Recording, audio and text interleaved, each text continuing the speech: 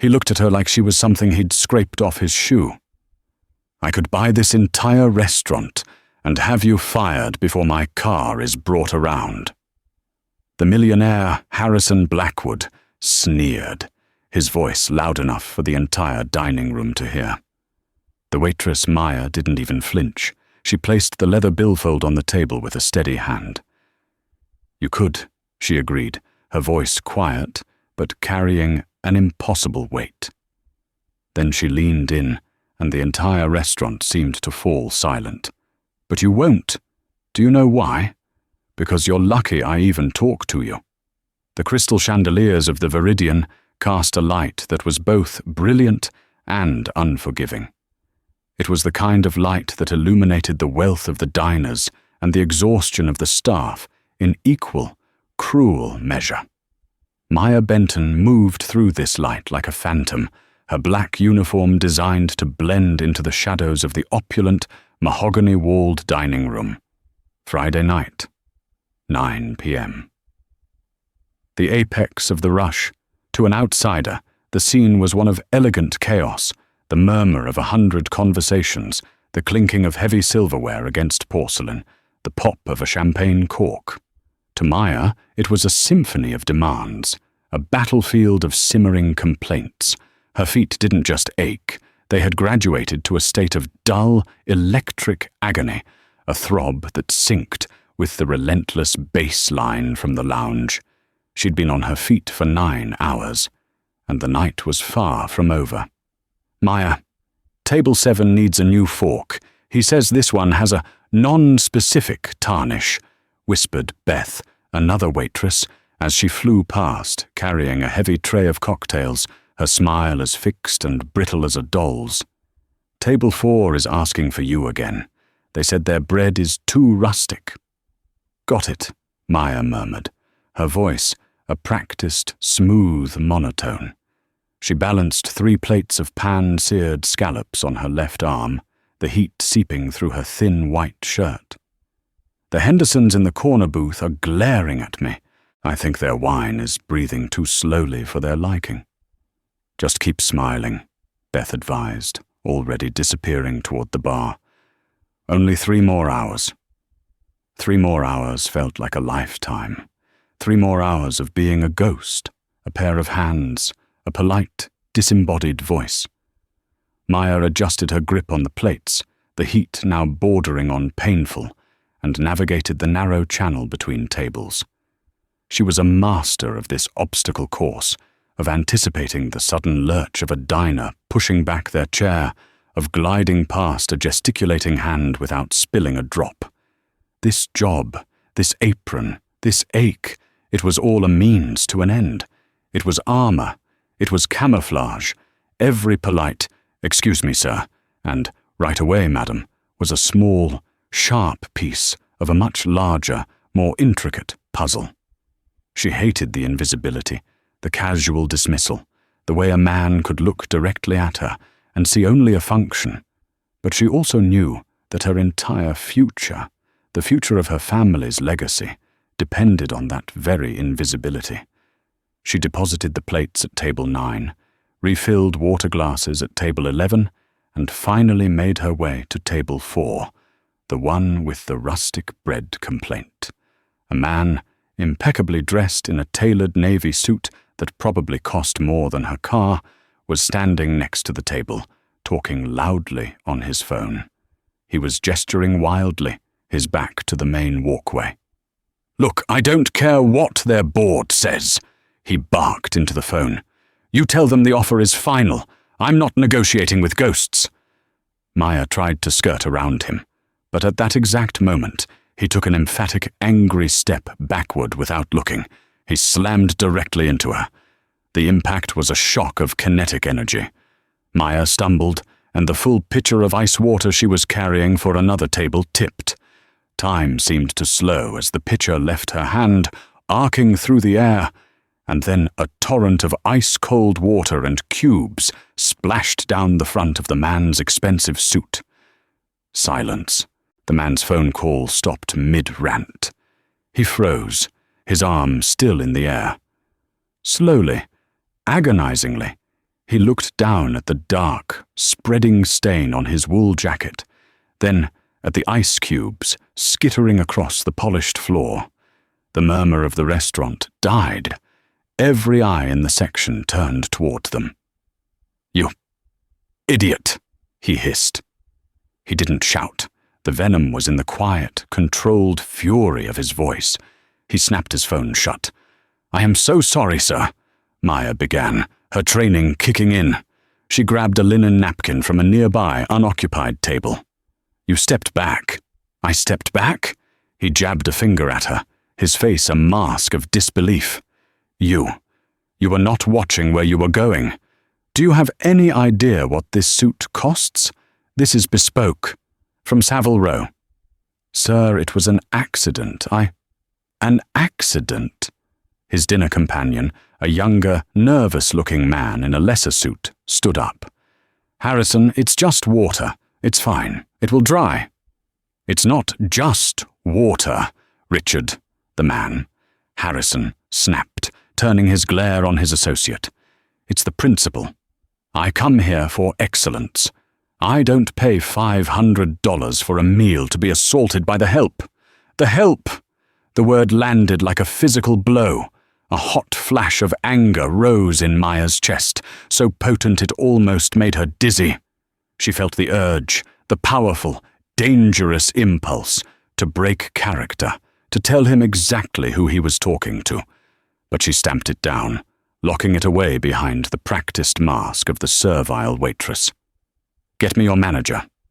"Now," Harrison commanded. "This is completely unacceptable. What kind of establishment employs such clumsy, incompetent people? I want her fired." Mark, the restaurant manager, was already gliding over, his face a mask of practiced apology. "Mr. Blackwood, sir. Is there a problem?" Maya recognized him now. Harrison Blackwood, CEO of Blackwood Capital, a corporate raider known for buying companies, stripping them for parts, and leaving entire towns in his wake. His face was all over the financial news. He was a shark, and he had just treated her like chum. "A problem? Your help here," he sneered, gesturing at Maya as if she were a faulty piece of equipment. "Just doused me in water. This suit is ruined. My evening is ruined. I want this meal comped, and I want her kept away from my table. Give me your best waiter." Mark, a kind man who was in an impossible position, glanced at Maya. His eyes were pleading with her not to argue. Maya knew Mark was a loyalist, one of the few people who knew her secret, and she could see the agony on his face. "Of course, Mr. Blackwood," Mark said, his voice stiff. "Please accept our deepest apologies. The entire meal is, of course, on the house." "Maya, why don't you take your break now?" "I just had my break, Mark," Maya said, her voice tight, the humiliation burning in her cheeks. "Take another one," he said, his tone final. She nodded once, a sharp, angry gesture. She didn't look at Blackwood. She turned on her heel and walked away, the sound of his dismissive, triumphant laugh following her. "See, Richard? You just have to know how to handle these people. You apply pressure, and they fold. Every time." She pushed through the swinging doors into the kitchen. The sudden blast of heat, the clatter of pans, and the shouts of the chefs were a welcome wall of sound. She ripped off her damp apron and threw it into a laundry bin, her hands shaking. Beth found her a moment later, leaning against the cool stainless steel wall, her eyes closed. "Hey," Beth said softly.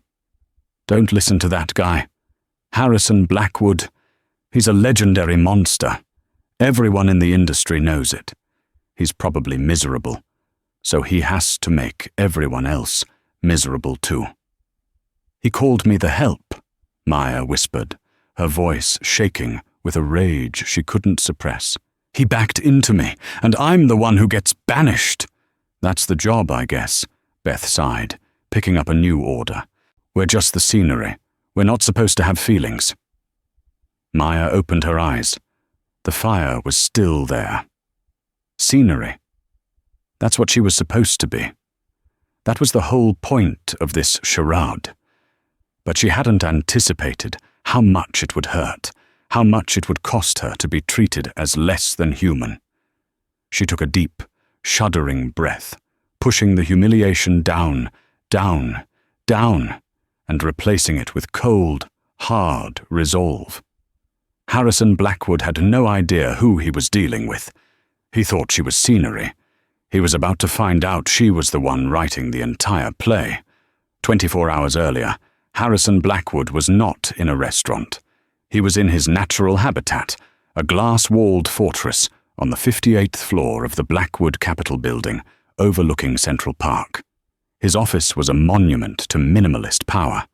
There was no clutter, no personal photos, only a massive, gleaming black desk crafted from a single piece of obsidian and a view that screamed, "I own this!" And Harrison Blackwood was in a rage. "What do you mean, they're delaying?" he roared. The voice, which he would later use to berate a waitress, now echoed in the sterile, soundproofed space. He was pacing in front of his floor-to-ceiling windows, looking down on the city like a hawk, surveying its territory. Richard Poultry, his junior executive, the same nervous man who would later accompany him to the Viridian, flinched, holding his tablet like a shield. "It's the Greystone Holdings deal, sir. They're bored. They've invoked a legacy clause. They're tabling our offer." "Tabling it?" Harrison slammed his hand on the obsidian desk. The sound was a sharp, dull crack in the quiet room. "We offered 30% over market value. That company is a dinosaur. It's bleeding money. It's a relic run by sentimental fools. I'm offering them a golden parachute, and they table me?" "It's not the full board, sir. It's a key stakeholder. According to their archaic bylaws, any sale of the company requires unanimous consent from the founding family.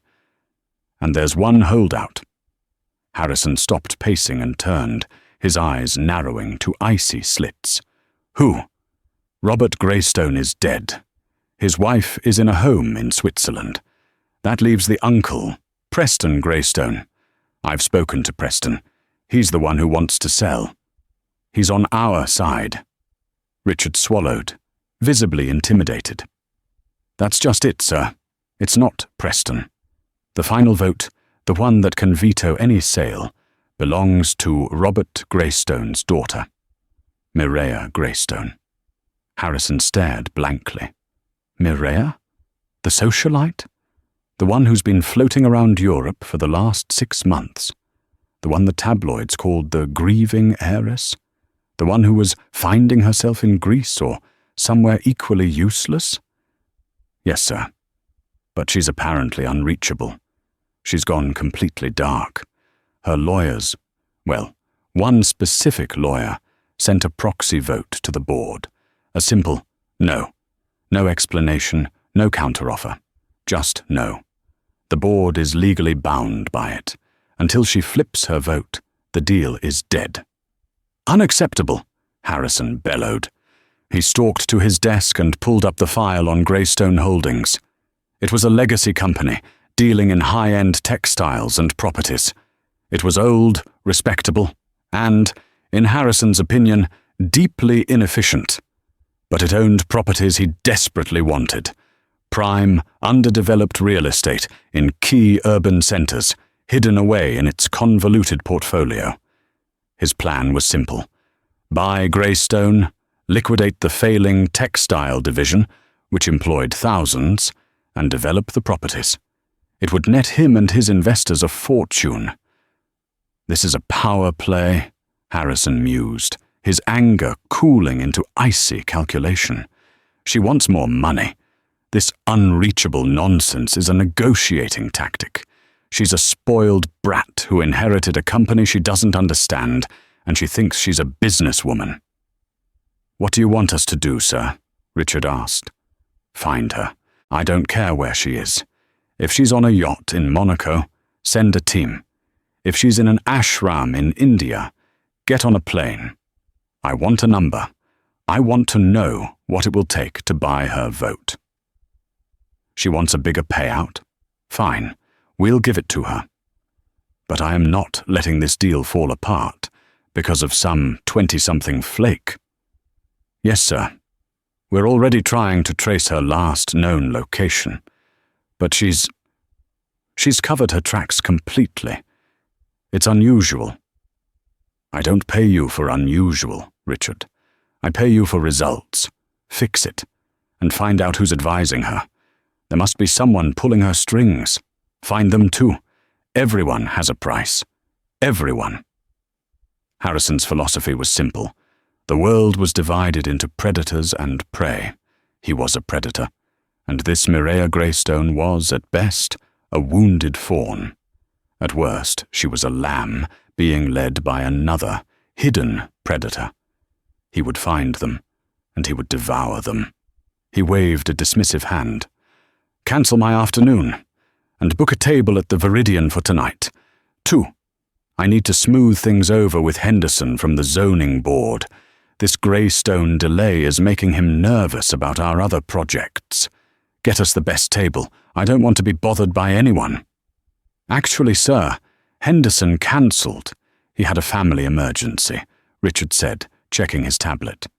The reservation is just for you and me, to go over the quarterly reports.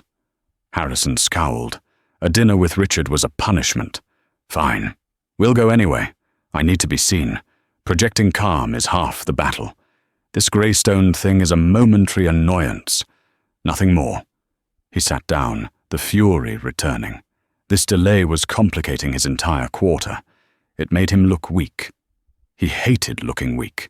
He looked back at the Greystone file on his screen, a photo of the late Robert Greystone and a much younger girl with bright, determined eyes staring back at him. Mireia Greystone. You want to play games, little girl? He muttered to the screen. You have no idea who you're playing with. I will find you, and I will break you. He shut the file and began preparing for his dinner. He had to compartmentalize. He would endure a meal with Richard.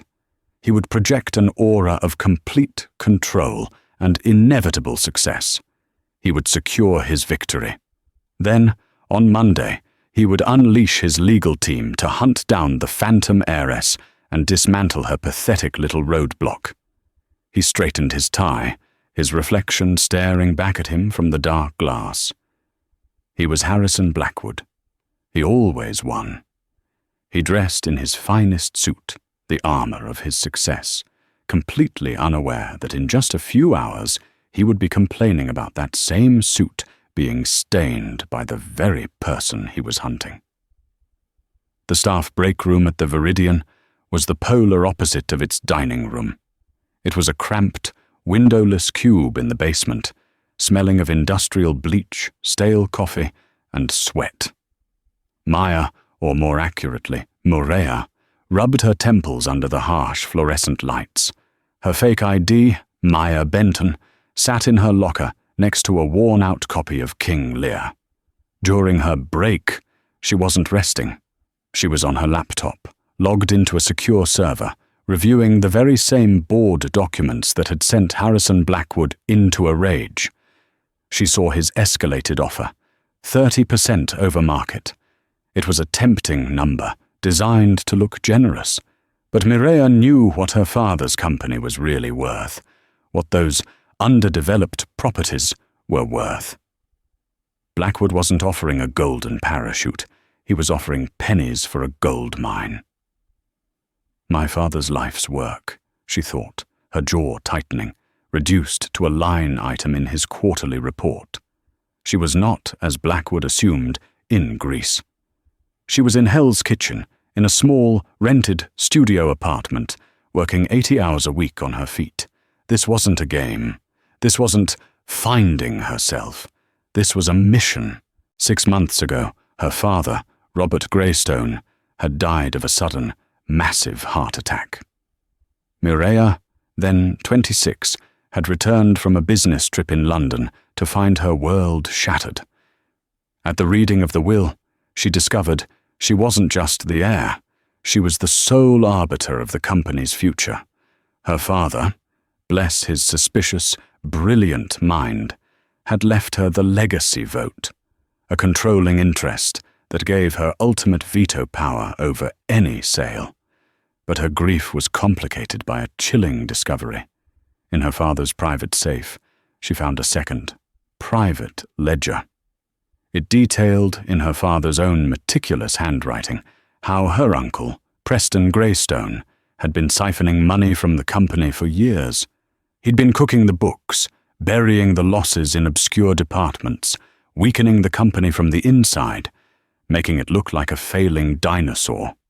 He was intentionally driving the stock down, making it ripe for a hostile takeover, a takeover he was clearly orchestrating with an outside buyer. That buyer, she now knew, was Blackwood Capital. Mireia didn't know who on the board was loyal and who was in her uncle's pocket. If she had stepped in as the new CEO, a young woman with no executive experience, they would have eaten her alive. Preston would have manipulated her, tied her up in legal battles, and forced the sale, painting himself as the savior and her as the ignorant child. So, she turned to the only man her father had trusted implicitly, Patrick Donovan, the company's gruff, old-school legal counsel. "They think you're a spoiled socialite, Mireia," Donovan had told her, his voice grim, in his dusty, book-filled office. "They're counting on it. Preston is telling everyone you're a mess, that you're in no state to make decisions. They think you'll take the money and run." "Then let's use that," Mireia had replied, her voice hard with a grief that had calcified into anger. "I need to know who's loyal. I need to know what they're really planning. I need to get inside. Inside the boardroom? It's too dangerous. Preston controls the narrative." "Not the boardroom," Mireia said, a wild, desperate idea forming. "The Viridian." Donovan had blinked. "The restaurant? The one Robert bought on a whim." "Father bought it 3 years ago through a holding company," she explained. "He called it his secret clubhouse. He loved it. He said it was the one place in New York where you could hear the real news. It's where everyone in finance goes to make deals, to gossip, to brag. Preston, Blackwood's people, all of them. They won't notice a waitress. They never do. I can hide in plain sight." The plan was insane, but it was also brilliant. Donovan had pulled the strings. He'd created her new identity, Maya Benton. He'd had the restaurant manager, Mark, a man whose family business Robert Greystone had saved decades ago, a true loyalist, hire her. Donovan, meanwhile, would act as her proxy on the board, stalling for time, feeding her information while she gathered her own. For 2 months, she had been Maya. She served them cocktails, cleared their plates, and listened. She learned more in those 2 months than in 4 years of business school. She heard executives brag about cutting corners. She heard a banker admit to Preston that Blackwood's deal was a steal and that they'd gut the place within 6 months. She had listened, her hand steady as she poured their champagne, while her uncle and his cronies plotted the destruction of her father's legacy. She had gathered names, dates, and account numbers. She had it all. The no vote was just the first shot across the bow. She and Donovan were planning to present their findings at the quarterly board meeting on Tuesday, a comprehensive dossier of Preston's fraud and Blackwood's collusion. And then, tonight, Harrison Blackwood himself had walked in. When he backed into her, she recognized him instantly. The shark himself, the arrogance, the casual cruelty, the way he dismissed her as the help. It was everything Donovan had warned her about. He was the man trying to bully his way into her inheritance, and he didn't even have the decency to look where he was going. The humiliation back in the dining room burned hotter than any kitchen plate. She pulled out her phone and sent a text to Donovan, her thumbs flying. "Blackwood is here." "Table 12. He's exactly who you said he was." He backed into me, spilled water on himself, and had Mark banish me from his section. "I'm tired of waiting, Patrick. I want to hit him now." Her phone buzzed almost immediately. "No. Do not engage. You are Maya Benton. You are a waitress. A public confrontation will just make you look unstable. You'll lose the board's support. Preston will spin it. Stick to the plan. Tuesday. Let him hang himself. Observe. Do not engage." Mireia stared at the text, her jaw aching. He was right. Logically, he was right. Engaging him as Maya would solve nothing. It would be a momentary, emotional release that could jeopardize everything. She had to be patient. She had to swallow the humiliation, the rage, the grief, and see this through to the end. She was fighting a war, and this was just one miserable battle. She put her laptop away, splashed cold water on her face in the staff bathroom, and tied her apron back on.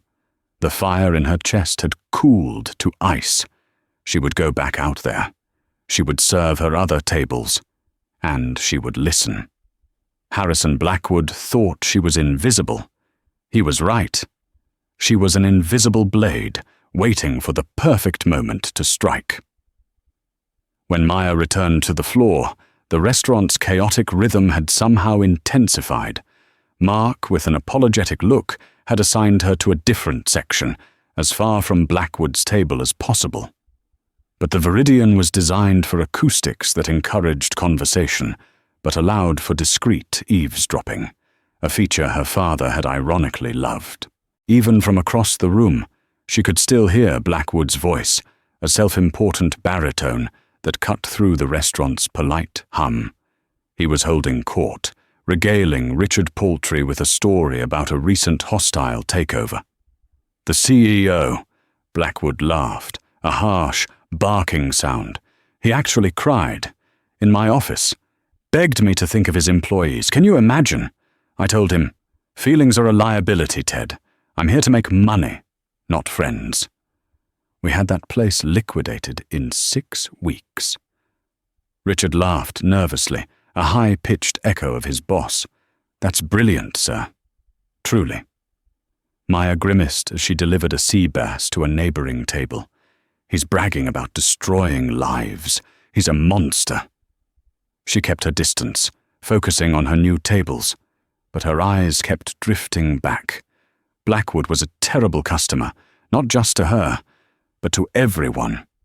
He snapped his fingers, a sharp, percussive sound that made Maya flinch every time to get the attention of the new waiter, a young man named Stefan. When Stefan, who was new and visibly trembling, recommended the wine pairing, Blackwood scoffed. "Don't upsell me, kid. I've forgotten more about wine than you'll ever know. Bring me the Euro 5 Cheval Blanc. And don't you dare decant it wrong. I want to see the sediment." Later, when his steak arrived, he cut one piece, chewed it dramatically, and pushed the plate away with a look of profound disgust. "This is medium. I asked for medium rare. A true medium rare, a warm red center. This is pathetic. It's grey. Take it back." Stefan, pale and trembling, apologized and rushed the plate to the kitchen.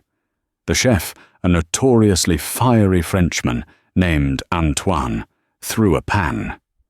Maya could hear him shouting, even from the dining room. "It is medium rare. E is a pig. E wouldn't know a good steak if it bit him." The second steak arrived 15 minutes later. Blackwood cut into it, examined it under the light, and sighed with exaggerated disappointment. "Still not right. Is your chef colorblind?" Just leave it. I've lost my appetite." He shoved the $90 plate to the side and took a long, aggressive sip of his $200 bottle of wine. Maya felt a solidarity with Stefan. They were all just targets for this man's inflated, fragile ego. He wasn't upset about the steak. He was upset about the Greystone deal, and he was taking it out on people he saw as beneath him. An hour into the miserable dinner, a group at the table next to Blackwood's began their goodbyes. Maya knew this group well. It included a prominent columnist from the New York Times, a man her father had respected. As they stood, the columnist spoke, his voice carrying. "It's a shame what's happening to Greystone Holdings," the columnist said, shaking his head. "Robert Greystone was one of the last decent men in this city. Built that company on integrity." "I hear Blackwood is circling," another replied. "A shark smelling blood. He'll tear that company apart. Such a sad end to a fine legacy." Harrison Blackwood, who had been ignoring his food, slowly put his fork down.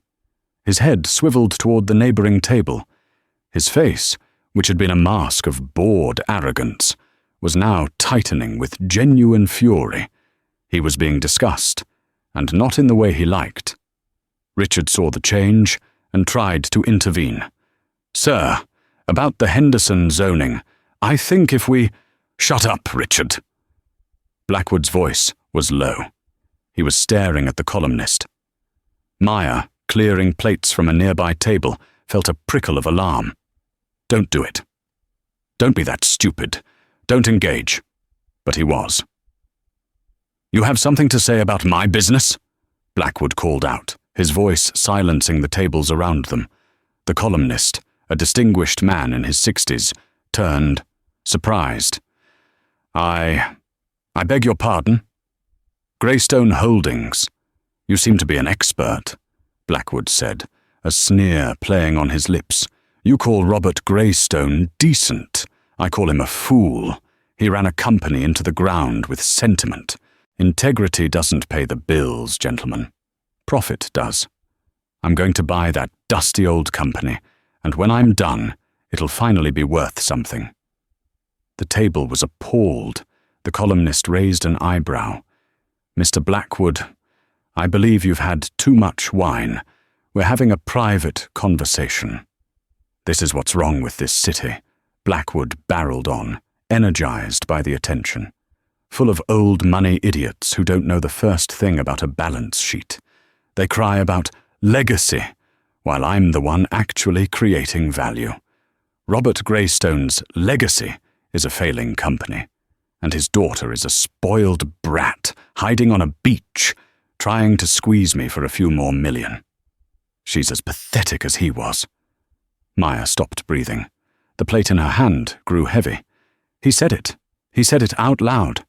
He was publicly, loudly, drunkenly desecrating her father's memory.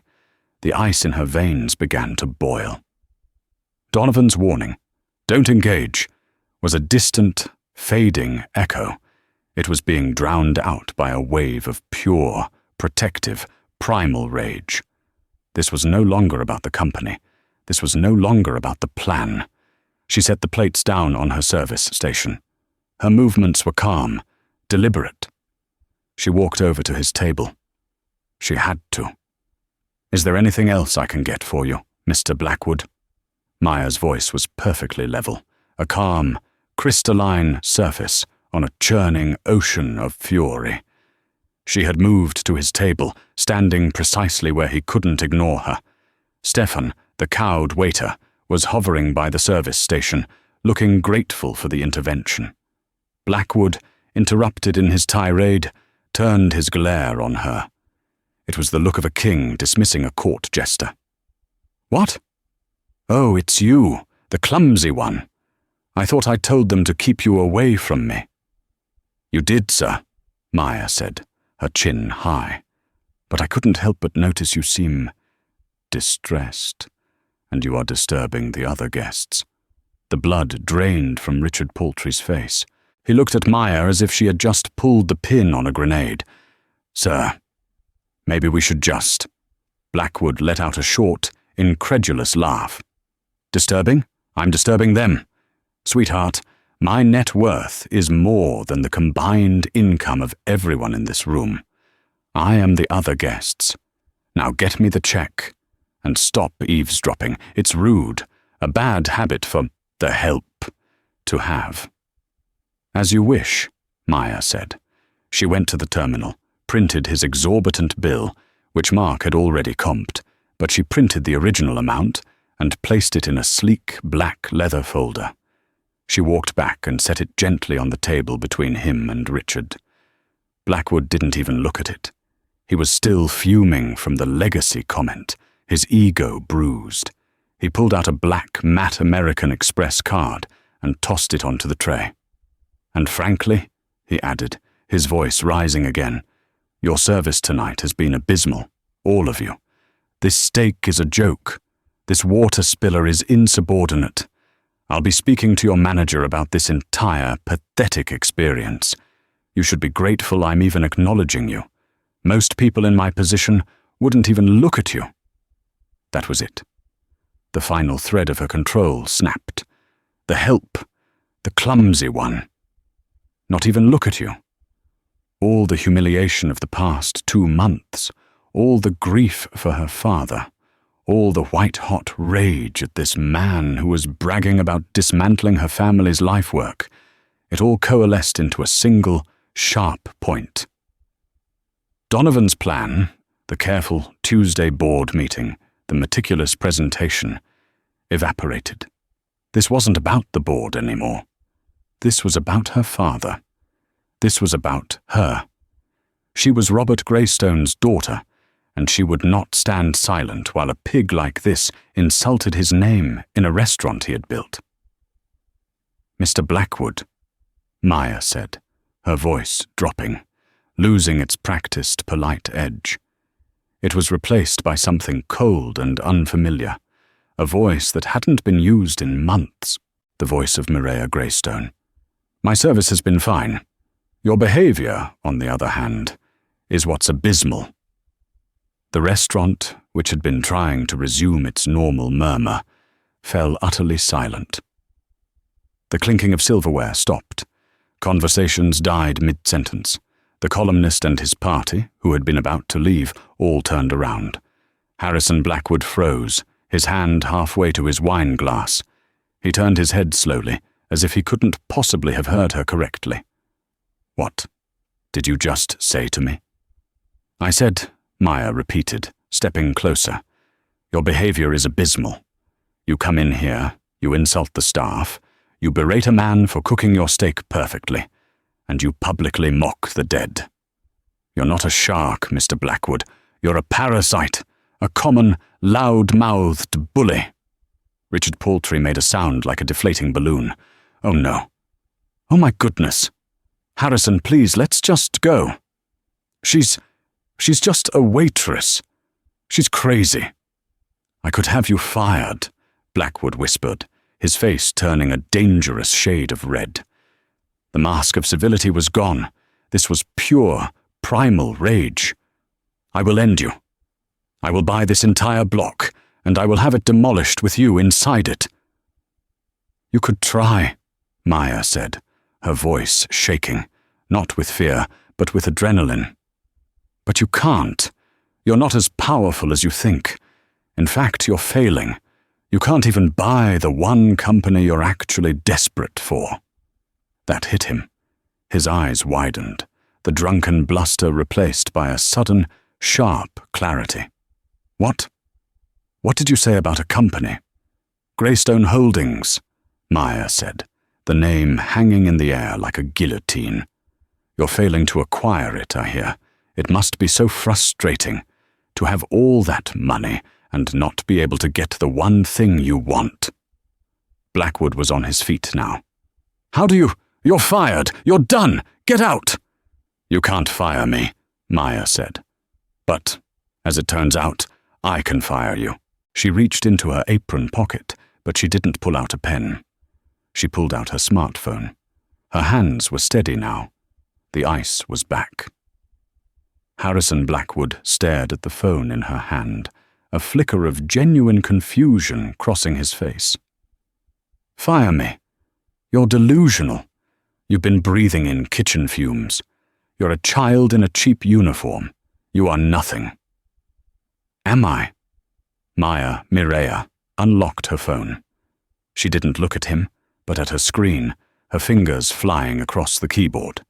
She was drafting an email, her thumb hovering over the send button.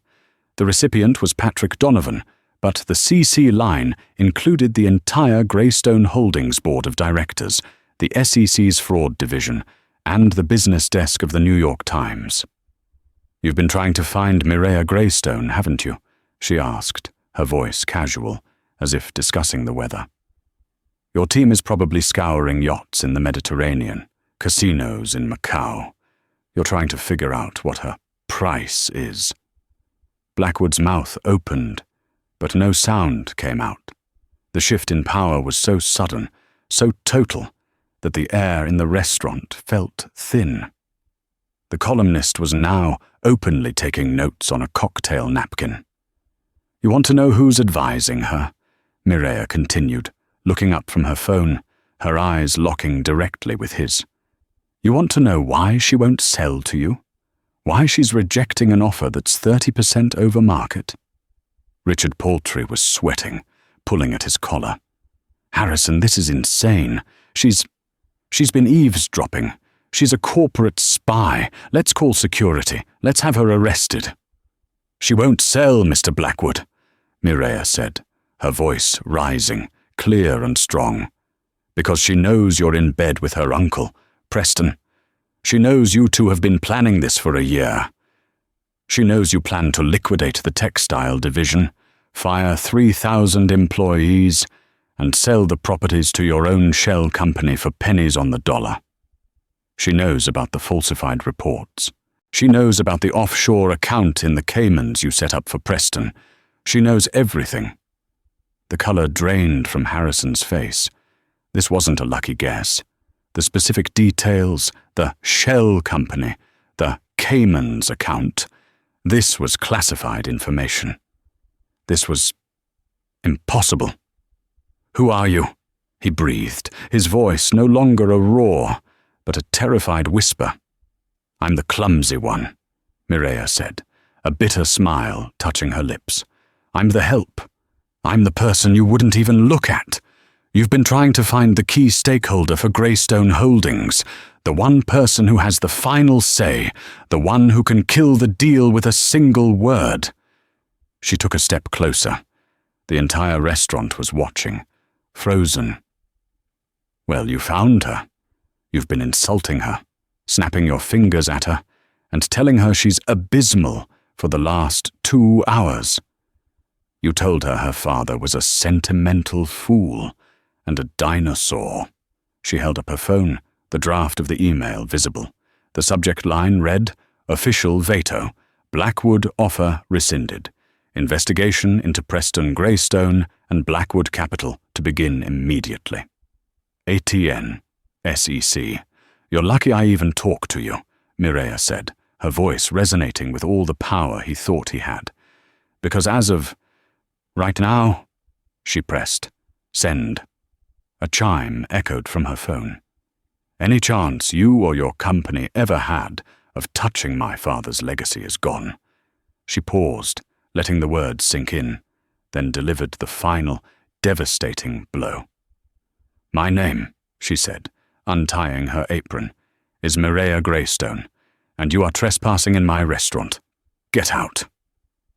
As if on cue, Blackwood's phone, which he had left on the table, buzzed, and buzzed again, and again.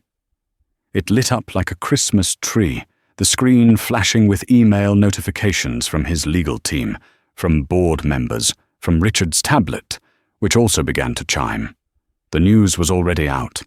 The email from Mireya Greystone, with its damning attachments, had landed. Harrison stared at the phone, then at Mireya, who stood before him, no longer Maya the waitress, but a figure of absolute authority. He looked around the room, at the faces staring at him. The columnist from the Times was now standing, his face a picture of journalistic glee. He had been publicly, totally, and irrevocably humiliated. He didn't speak. He didn't argue. He didn't even grab his credit card. He stumbled backward, knocking over his own chair. He pushed past a stunned Richard Paltry, his movements clumsy and uncoordinated. He fled the restaurant, Not walking, but running, a titan of industry reduced to a shamed, defeated man, disappearing into the New York night. The restaurant was silent for a beat. Then the table with the columnist started to clap.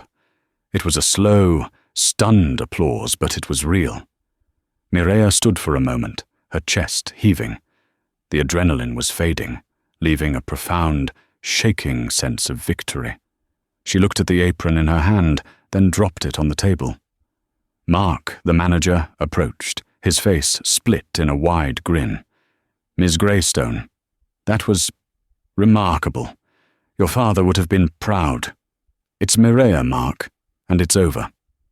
Just then, the front doors opened, and a distinguished older man in a tailored suit walked in, looking worried.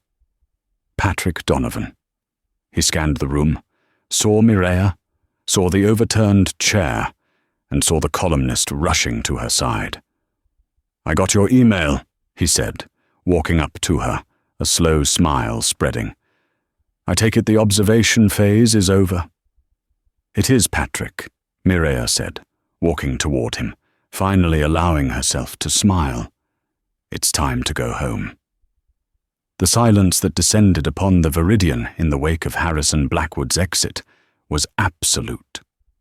It was a vacuum, a stunned void where the clinking of silverware and the murmur of conversation had once been. Every diner was frozen, staring at the woman in the simple black apron who stood beside the toppled chair. Then, the columnist, a distinguished man named Jeremy Nash, clicked his pen. He was the first to move, stepping over to her table. "Miss Greystone?" he asked, his voice low and electric with adrenaline. Jeremy Nash, New York Times. That was the single greatest act of corporate theater I have ever witnessed. May I have a comment? Before Mireia could answer, Patrick Donovan, who had just arrived, put a firm hand on her shoulder. "Mr. Nash, a pleasure. Patrick Donovan, counsel for Greystone Holdings. All formal comments will be reserved for the press release, which your office will receive in approximately 1 hour. You have the story, but the details must be precise." Nash grinned, a look of pure journalistic glee on his face. "Oh, Mr. Donovan, I have more than the story. I have the color. You're lucky I even talked to you." "Brilliant." He tipped his head to Mireia. "Ma'am, a privilege." He and his party hurried out, no doubt to get the story to print. The spell was broken. The restaurant erupted in hushed, frantic whispers. The staff, Beth, Stefan, and the others, were staring at her, their expressions a mix of awe and terror. Mireia looked at Mark, the manager, who was leaning against the host stand, his face pale.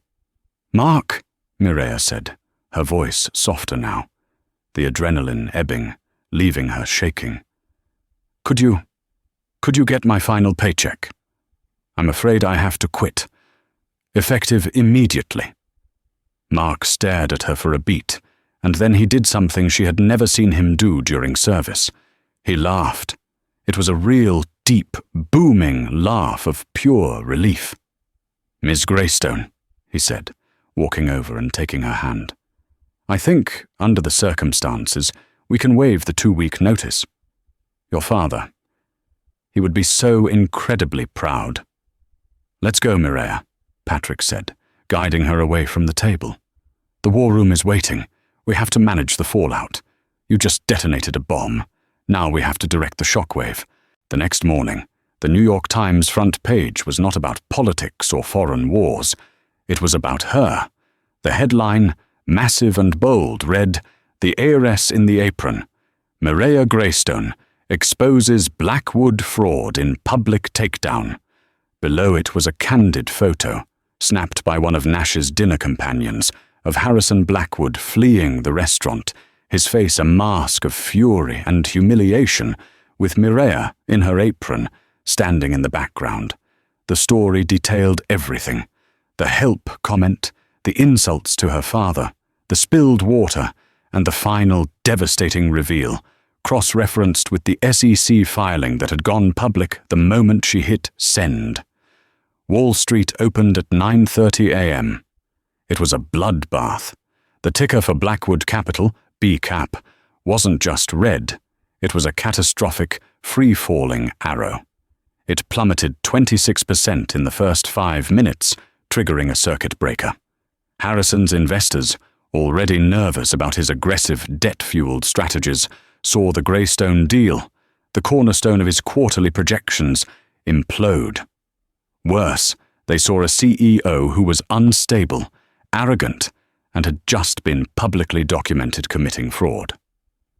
At 9:05 a.m., Richard Paltry, in a desperate attempt to save himself, was seen walking into the U.S. Attorney's office with his lawyer. He sang.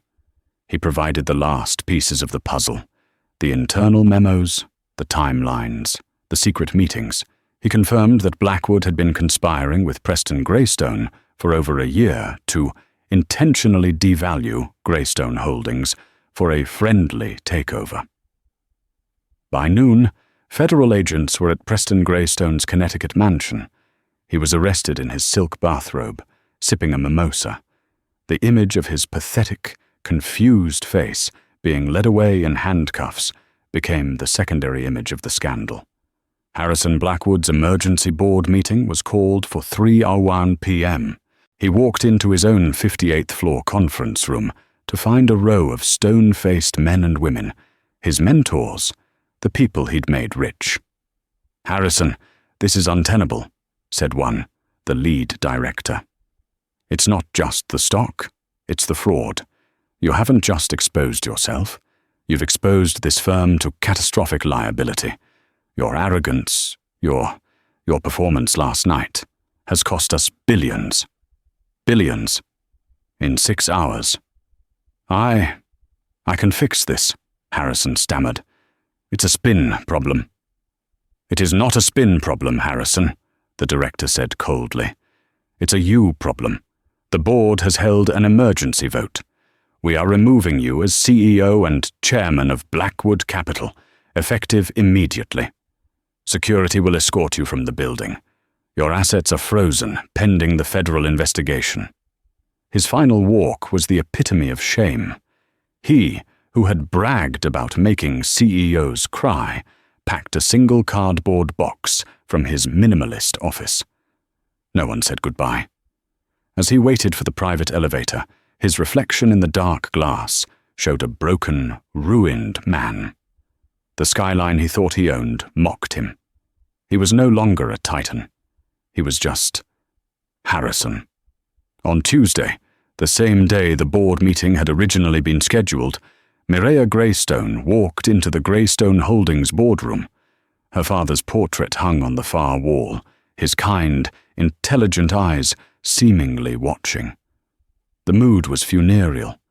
The Preston's faction board members, the ones who had been in on the deal, were sweating. The loyalists, whom Donovan had quietly confirmed in the preceding weeks, sat upright, their faces grim. Mireya took her father's seat at the head of the table. She was not wearing a suit of armor. She was wearing a simple, elegant navy blue dress. She was not Maya, and she was not trying to be her father. She was, for the first time, simply Mireya. "Good morning, gentlemen," she said, her voice clear and carrying the same quiet authority she'd found in the restaurant. "I trust you've all read the news." She gestured to the large screen at the front of the room. "But what you've read is only the public-facing story. Let's discuss the private one." For the next hour, she laid it all out, not just the ledgers her father had kept. She put up transcripts. "This," she said, "is from October 12th. Mr. Thompson," she nodded to a pale-faced man, "you met with my uncle at the Viridian. You discussed fast-tracking the depreciation of the textile assets to make the quarterly report look even worse. I was the one who served you your old-fashioned." Thompson looked as if he might be sick. "And this," she continued, "is from Mr. Davies on October 19th. You were bragging to a client that once Blackwood took over, your new consulting firm would get the exclusive liquidation contract for those textile mills. You were planning your bonus.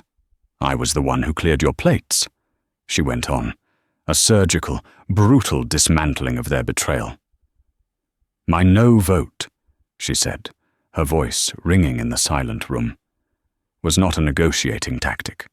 It was a shield for my father's legacy, which you, she looked at Thompson, Davies, and 2 others, were all too happy to sell for parts. You didn't just betray the company, you betrayed him. You betrayed his memory. She stood up. As the holder of the legacy vote, I am calling for an immediate motion, a vote of no confidence in Mr. Thompson, Mr. Davies, Mr. Cole, and Mr. Shaw. You will tender your resignations, effective immediately. If you do not, you will be removed, and you will be named as co-conspirators in our civil suit against Blackwood and my uncle. Choose. They scrambled, whispering furiously, but they had no choice. One by one they stood, mumbled their resignation, and fled the room. Patrick Donovan stood. We now have 4 vacant seats, but first, the board must confirm an interim CEO to right this ship. I nominate Mireya Greystone. A loyalist, an old friend of her father's named Henry, seconded it.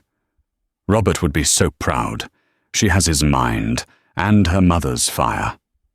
All in favor? It was unanimous. Thank you, Mireya said, taking her seat again. Now let's get to work. Our first order of business. We are not selling. We are rebuilding. The textile division will be modernized, not liquidated. Our employees' jobs are safe. Send that memo out. Today. A month later, the Viridian was buzzing. It was Friday night. Mireya Greystone walked in, not through the staff entrance, but through the front door. The hostess, Maria, smiled broadly. Ms. Greystone, what a pleasure. Your table is ready. Thank you, Maria, Mireya smiled. And please, it's Mireya. She was shown to a quiet booth. A moment later, a familiar face approached. It was Beth, still in her uniform, holding a menu. Ma. Miss Greystone. Mireya, Beth stammered, her eyes wide. I still can't believe it. Wow, it's really you. Mireya laughed, a warm, genuine sound.